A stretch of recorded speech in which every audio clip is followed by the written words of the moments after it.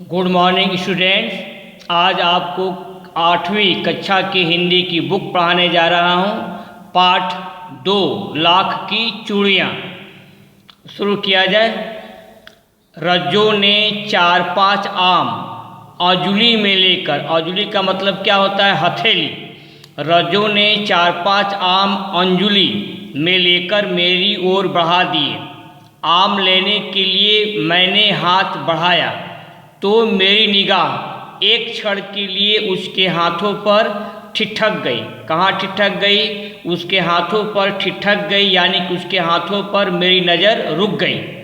गोरी गोरी कलाइयों पर लाख की चूड़ियाँ बहुत फब रही थी। गोरी गोरी कलाइयों पर लाख की चूड़ियाँ बहुत खिल रही थी।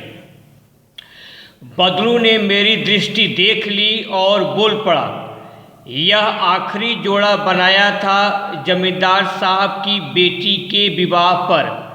10 आने पैसे मुझको दे रहे थे।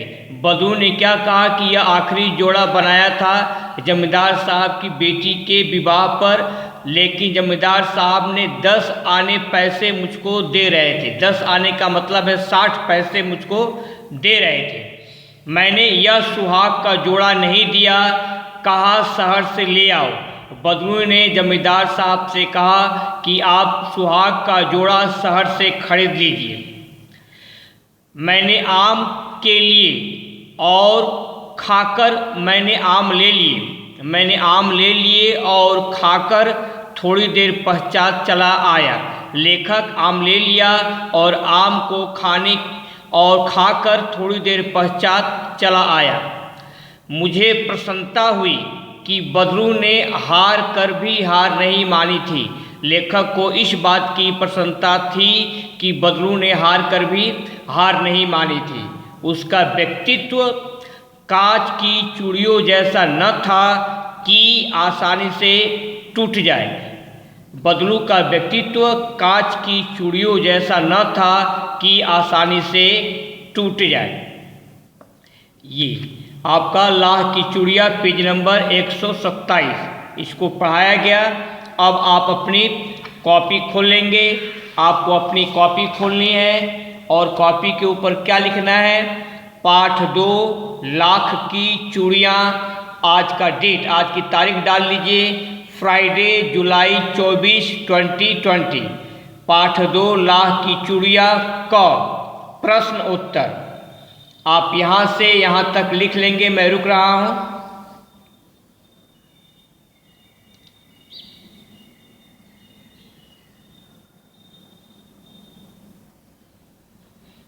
बढ़ा जाए।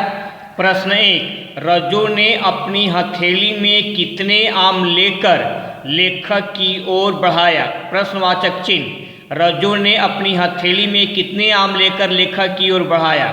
उत्तर, रज्जो ने 4-5 आम अपनी हथेली में लेकर लेखक की ओर बढ़ाया।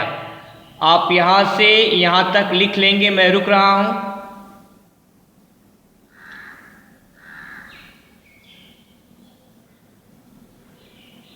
नेक्स्ट, प्रश्न 2, लेखक की नज़र रज्जो की कलाई पर क्यों टिक गई? प्रश्नवाचक चिन्ह। उत्तर, रज्जो की गोरी कलाइयों पर लाख की चूड़ियाँ बहुत फब रही थी, कौमा, इसलिए लेखक की नज़र रज्जो की कलाई पर टिक गई।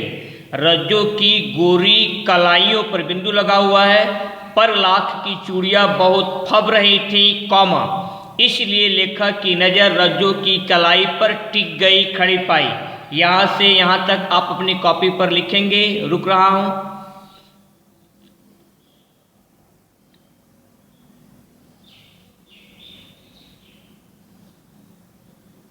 अब आगे बढ़ा जाए। नेक्स्ट, प्रश्न 3, जमींदार साहब बदलू द्वारा बनाए गए सुहाग के जोड़े के लिए कितना पैसा दे रहे थे? प्रश्नवाचक चिन्ह। जमींदार पर मी पर बिंदु लगा हुआ है। उत्तर, जमींदार साहब बदलू द्वारा बनाए गए सुहाग के जोड़े के लिए 10 आने दे रहे थे। 10 आने का मतलब है 60 पैसे। आप यहाँ से यहाँ तक अपनी कॉपी पर लिखेंगे। रुक रहा हूँ।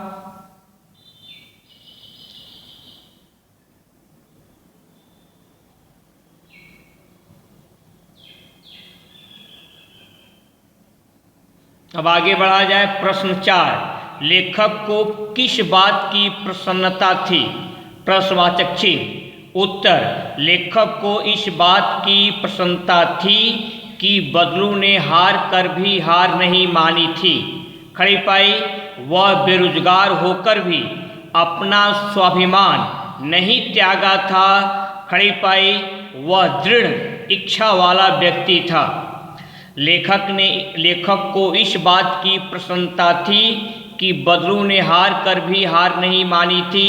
वह बेरोजगार होकर भी अपना स्वाभिमान नहीं त्यागा था। वह दृढ़ इच्छा वाला व्यक्ति था। आप यहाँ से यहाँ तक अपनी कॉपी पर बोल बोल कर लिखेंगे। रुक रहा हूँ।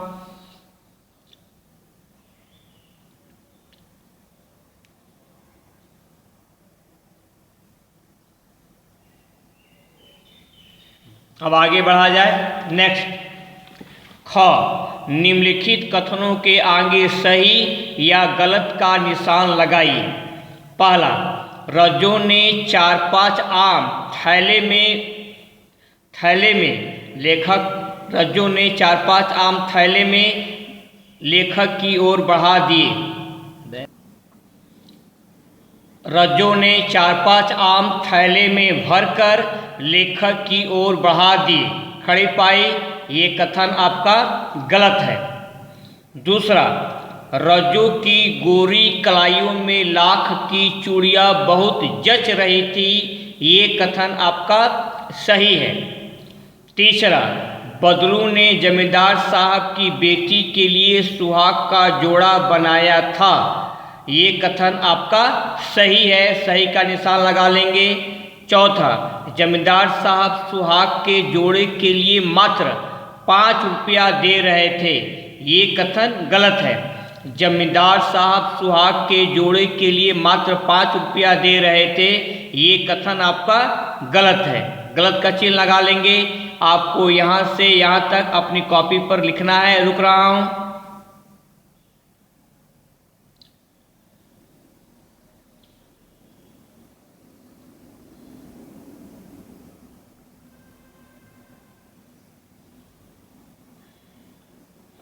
अब चलिए, पांचवा आपका है। ये पांचवा, बदलू ने जमींदार साहब को सुहाग का जोड़ा बाजार से खरीदने के लिए कहा। बदलू ने जमींदार साहब को सुहाग का जोड़ा बाजार से खरीदने के लिए कहा। खड़ी पाई, ये कथन आपका सही है। इसको आप लिख लेंगे। रुक रहा हूँ।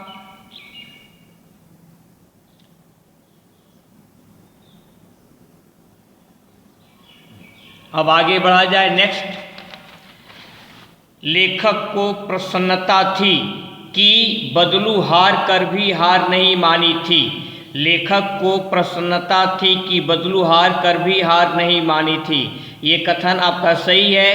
प्र, ये दंत स है, फिर आधा न, फिर पूरा न, फिर ता। लेखक को प्रसन्नता थी कि बदलू हार कर भी हार नहीं मानी थी।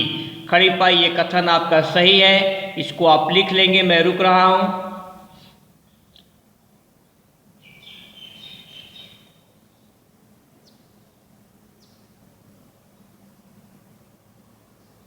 अब आपको अपना होमवर्क सुनना है। आपका होमवर्क क्या है? जो आज प्रश्न उत्तर करवाया हूँ और सही और गलत का निशान लगाइए। इसको आपको अपने होमवर्क की कॉपी पर बोल बोल कर लिखना है। लिखने के पश्चात आपको लर्न भी करना है, आपको याद करना है, शब्दों पर ध्यान देना है, आपको मात्रा का ख्याल रखना है। आज के लिए बस इतना ही। बाकी आपका नेक्स्ट टर्म पर यूज योर टाइम प्रॉपरली, समय का सही प्रयोग कीजिए। Be happy and B cheerful.